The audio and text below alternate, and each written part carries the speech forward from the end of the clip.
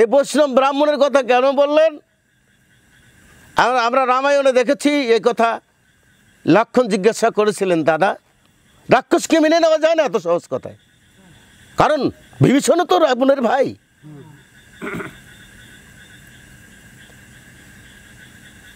রাম বলেছিল, লক্ষণ ঠিক আছে, তোমার কোনো পরীক্ষা করার থাকে তো কথা বলো।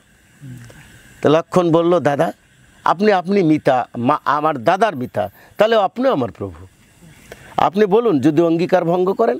উনি বলেছিলেন আমি কলিযুগের ব্রাহ্মণ হব।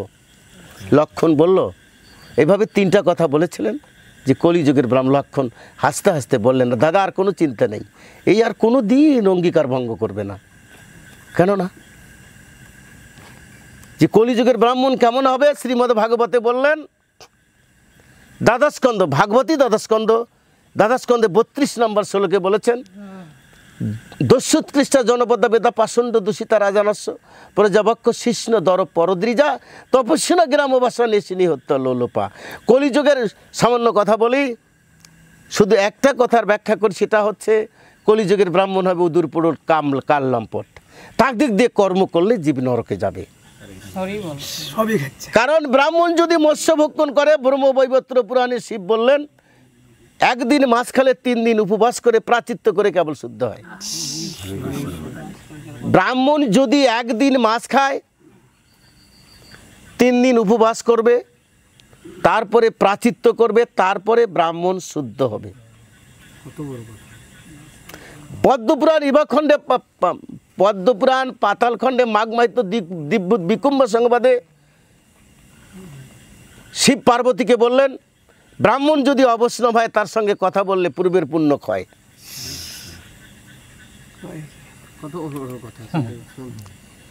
ব্রাহ্মণ যদি অবৈষ্ণব হয় তার সঙ্গে কথা বলা দূরের কথা, দর্শন করলে ন্যায় শাস্ত্রের অপরাধ হয়।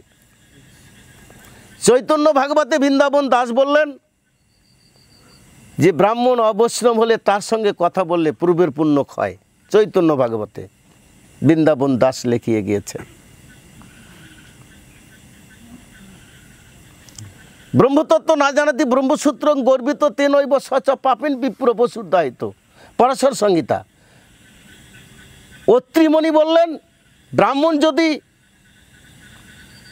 বৈষ্ণব না হইয়া নিজেকে পরিচয় দেওয়ার জন্য যজ্ঞসূত্র গালায় দেয়, ওই পাপের দায় সে পশুর থেকে অধম হয়ে যায়।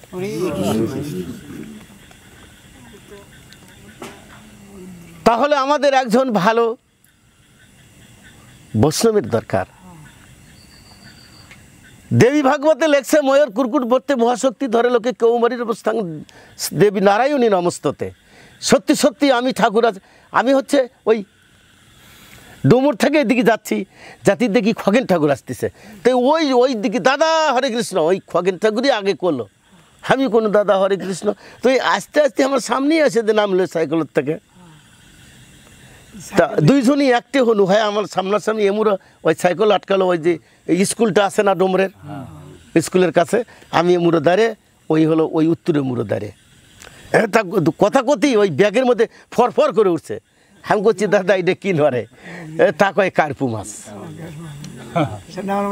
হ্যাঁ, কার্পু মাছ না, সকালবেলা এই কার্পু মাছ করতে আবার ফরফর করে উঠছে, দাদা ফুরে কমে উড়ে গেল। আমি করছি, দাদা কার্পু মাছের ফরে হয়েছে, এই কথা ক, আর সাইকেলের চড়ে চলে গেল।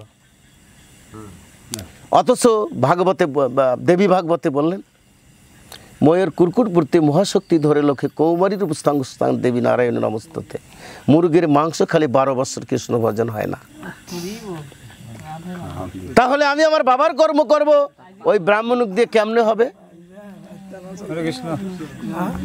আমি হচ্ছে আমার বাবার কর্ম, আমার বাবা মারা গেছে, আমি ছোটোখাটো নই তো, আমি কি করছি? বিধানগুলো মানছি, ব্রহ্মচর্য পালন করেছি, স্ত্রীর থেকে আলাদা আছি, আমি ভূমিতে শয়ন করেছি।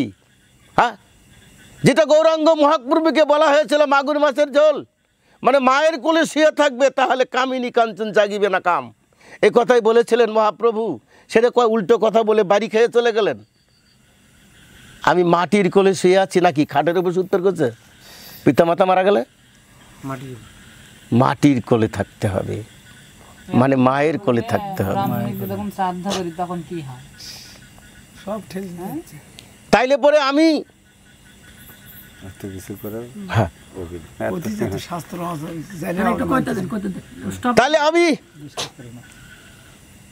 ভিক্ষা অন্ন খাচ্ছে, পৃথিবীতে শ্রেষ্ঠ ভিক্ষা অন্ন। যখন মানুষ ভিক্ষা করতে যায় তার অহংকার, দম্ভ, রাগ যা কিছু ছিল সব কিছু বিসর্জন দিয়ে পরার দ্বারে গিয়ে ভিক্ষা চায়। আমার কার্য সফলতার জন্য আমি দ্বারে গিয়ে ভিক্ষার্থী হয়েছি, ভিক্ষাংদেহী। আমি ভিক্ষা অন্ন খেয়েছি। সবাই ভিক্ষা করে না, এই জন্য ভিক্ষা করতে হয় যে তোমার দম্ভ, অহংকার, রাগ, দেশ সমস্ত কিছু বিসর্জন দিয়ে পরের দ্বারে গিয়ে দাঁড়াও।